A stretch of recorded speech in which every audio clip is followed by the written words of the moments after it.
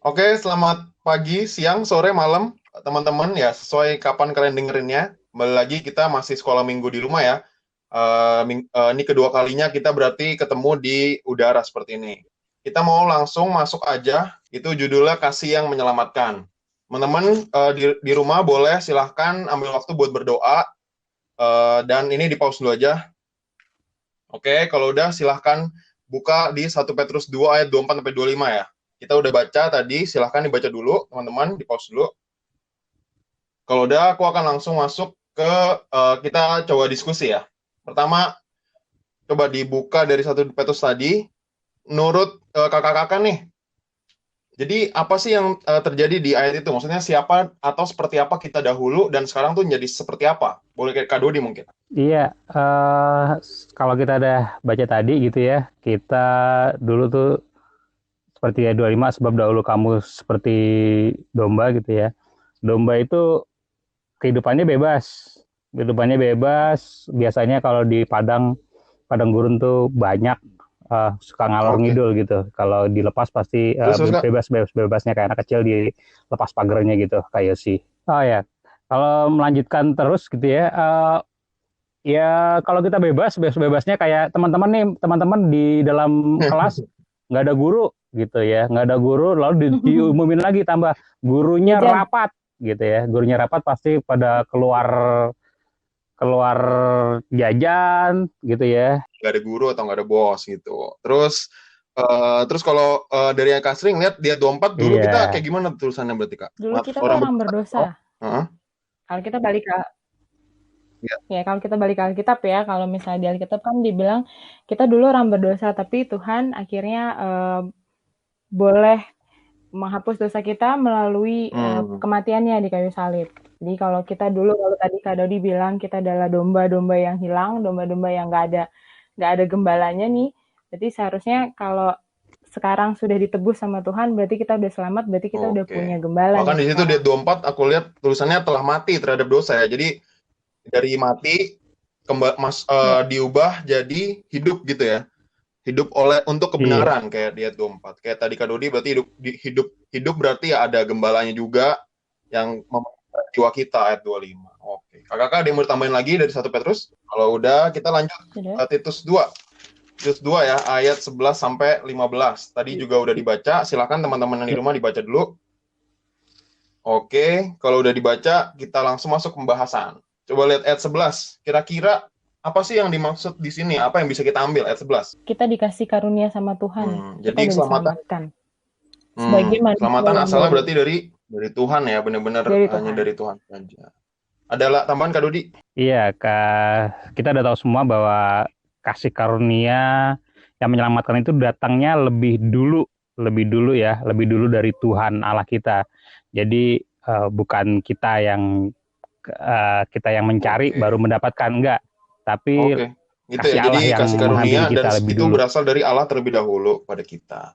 gitu. Lalu di ayat 12 dan 13. Kan kita udah dikasih kasih karunia tadi. Kata Kasri kita sudah diselamatkan. Ayat 12 sampai 13, apa sih yang diharapkan dari Mm-mm. kita kan diselamatkan gitu? Apa yang mestinya mungkin berubah atau gimana? Ya, ini ya kalau kita baca pasti gampang nih, ini pasti Iya. gampang. Yang udah kita baca, teman-teman juga ada baca gitu ya. Oh, enak banget nih ngucapinnya gitu ya. Tapi begitu kita masuk dalam kehidupan kita, ke dalam realita kehidupan kita, Hmm. wah ini agak bahkan sangat susah karena di sekeliling kita pastinya tidak seiman. Ataupun kalau seiman mereka menjadi orang yang so tahu gitu ya. So tahu, iya gue udah tahu kok menyontek itu salah gitu ya. Gue mencari kehidupan duniawi pasti salah juga gitu ya. Nah, tapi itu harus kita lakukan gitu ya.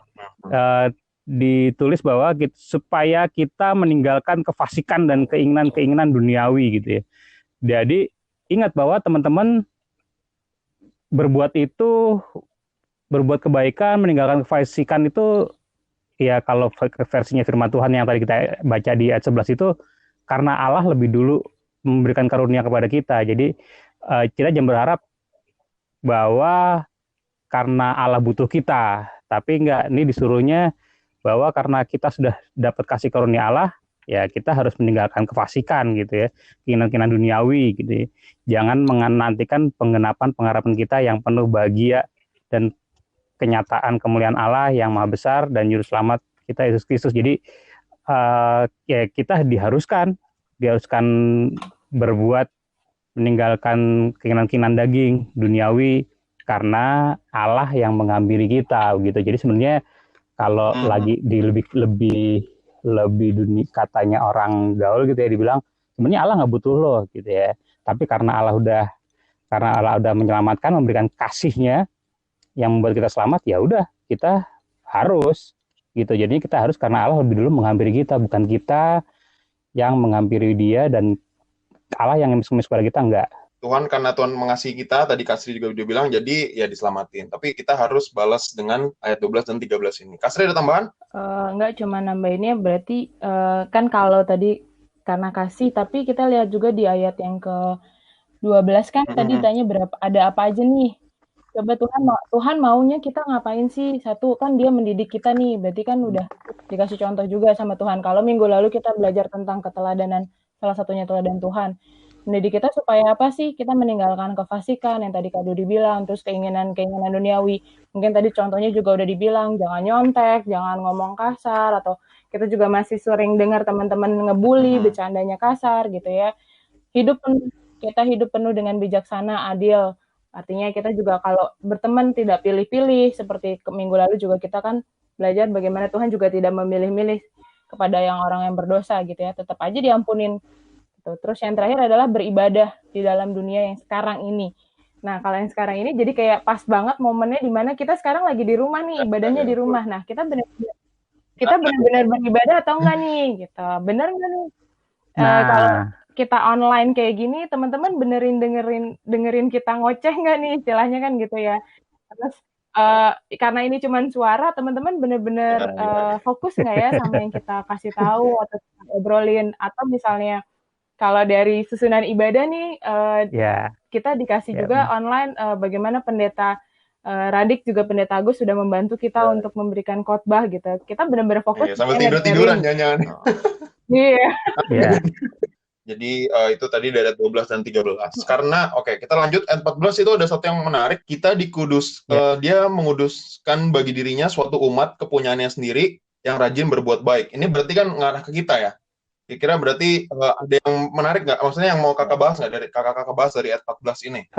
Ya kembali lagi kita diingatkan kita menyerahkan dirinya gitu ya, lalu untuk menguduskan bagi dirinya suatu umat kepunyaannya sendiri gitu ya.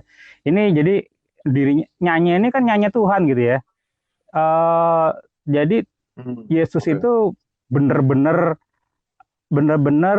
mengorbankan dirinya untuk kita tuh full gitu. Jadi bukan pasrah gitu aja gitu ya, bukan pasrah gitu ya udah gue mati di kayu salib, gue dilahirin di dunia, mati di kayu salib ya udah gitu. Tapi enggak gitu ya. Dibilang untuk menguduskan baginya suatu umat kepunyaannya sendiri yang rajin berbuat baik ya. Jadi kembali lagi bahwa Yesus enggak sepasrah yang kita pikirin gitu. Jadi dia berusaha gitu ya, berusaha menguduskan dirinya gitu ya, suatu umat kepunyaannya sendiri gitu ya. Jadi dia benar-benar penyerahannya dijaga kudus, spesial lah gitu ya. Jadi itu spesial untuk manusia dan juga untuk bapaknya yang mengutus dia ke dunia gitu. Jadi hidup di dunia nggak sembarangan, juga penyerahannya juga nggak sembarangan, nggak pasrah. Sebenarnya Yesus juga tahu akan dimati di kayu salib juga. Selain tadi yang diomongin Kak Dodi, ini juga ngomongin tentang kita ya. Maksudnya kita ini dikuduskan oleh Kristus. Kita ini suatu umatnya itu ya, yang disebut kepunyaan Tuhan sendiri. Jadi ketika kita udah dikuduskan buat Tuhan, ya makanya tadi kita itu jati diri kita sekarang, umat yang sudah dikuduskan, dikhususin lah buat Tuhan doang kayak gitu. Jadi ya seharusnya kita hidup juga ya kayak tadi, maksudnya tadinya kita hidup sesuai dengan standar dunia, sesuai teman-teman kita yang mungkin gak kenal Tuhan, sesuai dengan ya yang lain yang kita lihat di dunia lah. Tapi sekarang kita hidup sesuai dengan standarnya Tuhan karena kita udah dikudusin buat Tuhan gitu. Oke, kalau lanjut ayat 15.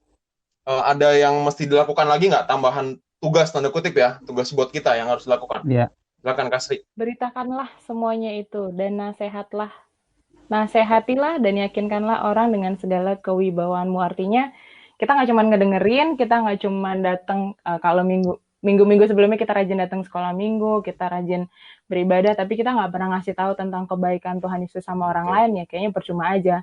Tadi yang Tuhan bilang di atas, ibadah, berbuat baik, itu kayak kita cuma jadi rutinitas, tetapi bukan menjadi sebuah kewajiban kita juga untuk melakukan itu dan menyebarkannya kepada orang lain. Seharusnya itu menjadi sebuah kewajiban dan kayak, oh ini tugas gue nih sebagai orang yang sudah ditebus, sebagai anak yang udah ditebus sama Tuhan Yesus di atas kayu salib, berarti gue tugasnya sekarang adalah memberitakan kebaikan-kebaikan Tuhan Yesus yang ada dalam hidup gue supaya orang lain juga bisa tahu. Jadi bersaksi juga ya berarti ya, apa yang kita dapat kita ceritakan, kita kasih tahu ke orang lain lagi. Kak Dodi ada tambahan? Iya, ini tugas yang cukup berat bagi teman-teman pastinya gitu ya, karena masih tingkatan SMP kelas 3, SMA kelas 1 gitu ya. Tapi ada perintahnya, nasihatilah dan yakinkanlah orang dengan segala kewajibanmu. Gitu. Jadi ya kita diperintahkan kalau di Injil sebelumnya ya wibawa, bukan jadi jaga image gitu ya. Tapi ketika kita udah berlaku benar, ya kita turunin juga itu ke orang-orang lain. Kita kasih tahu kalau ada yang salah gitu ya. Kita tegur kalau ada yang salah gitu ya. Ya tapi kita mesti menjalankan firman Tuhan dulu sih gitu. Itu tantangan kita, tapi saya yakin teman-teman pasti bisa. Ya kita pertama, ya Allah mengasihi kita ketika kita bahkan masih berdosa, sehingga dia menyelamatkan kita, dan tadinya kita mati oleh dosa, jadi hidup untuk kebenaran. Sehingga kedua, ya karena kita sudah punya status baru tadi, kita harus hidup baru, ya meninggalkan yang lama tadi, ya kefasikan, dan lain sebagainya, duniawi tadi. Dan setelah itu, ya kita hidup sebagaimana kita punyanya Tuhan. Jadi hidup kita punya Tuhan, dan kita pakai juga untuk tadi bersaksi, ngasih tahu orang lain ketika mereka salah, sesuai dengan standar Tuhan, ya maksudnya ya, bukan standar kita ya. Jadi, jadi bersaksi juga, menasihati, dan lain sebagainya. Oke, dari kakak-kakak ada tambahan atau mungkin sekalian aplikasi nih yang bisa teman-teman lakuin, selain dari yang tadi udah disebut? Iya, kalau misalnya masih belum yakin gitu ya, di buku pelajaran kalian di halaman 49 tuh ya, kalau masih yang pegang buku pelajaran, silakan lihat itu poin satunya Allah itu ada kasih. Itu ada 20, dibilang lengkapi 20 daftar kasih Allah gitu ya. Pasti kalau kita bilang itu banyak gitu ya. Tapi coba sebutin 20 gitu loh. Soalnya saya tadi agak kesulitan juga nih Kak. Ngisi 20 kebaikan Allah gitu ya. Ternyata agak repot juga. Pada akhirnya sih bisa gitu ya. Nah, setelah itu kalian pikirin lagi. Wah ternyata banyak banget gitu ya. Dan apa yang mau kita kasih kepada orang lain nih. Supaya orang lain juga bisa selamat seperti kita. Percaya pada Tuhan Yesus. Bisa masuk surga. Gitu. Jadi kalau udah merasakan 20 kasih Allah gitu yang kita rasakan sehari-hari gitu ya. Kayaknya kita sekarang juga ada pasti merasakan bersyukurnya kita bisa di rumah, bersyukurnya kita bisa sehat, tapi itu juga coba di daftar 20 kasih gitu ya. Kalau bisa lebih nanti kalian bisa merasakan betapa bersyukurnya kita. Cuman ini sih ngerangkum sedikit tadi kalau dari Petrus 2 itu ayat 24 sampai 25 intinya Yesus sudah bayar mahal untuk kita. Lalu dari Titus 2 dan ayat 11 sampai 15 itu adalah kita sebetulnya menantikan pengharapan yang dari Tuhan. Bagaimana hidup kita selanjutnya. Mengaplikasikan dari yang tadi dari Kak Dodi bilang dari 20 kebaikan Tuhan yang udah kita rasakan, kira-kira apa juga yang bisa kita bagi. Itu aja sih. Jadi Tuhan udah bayar mahal nih, jadi jangan sampai sia-sia lah gitu. Oke, itu aja berarti udah dapat banyak tadi kesimpulannya, kakak-kakak juga udah nambahin, aplikasinya udah bisa kita lakuin bahkan yang gampang banget. Nanti ya dalam seminggu depan teman-teman bisa lakuin, kita bisa sama-sama ya bertumbuh walaupun nggak ketemu, tapi kita bisa sama-sama terus ya belajar bareng lewat ini. Oke, itu aja hari ini sekolah minggunya. Silahkan berdoa masing-masing teman-teman. Dan kalau udah berdoa kita mau tutup. Sampai jumpa lagi minggu depan. Mungkin masih cara yang sama, mungkin cara yang beda ya kita lihat nanti lah ya. Tapi semangat masing-masing, tetap sehat. Dadah.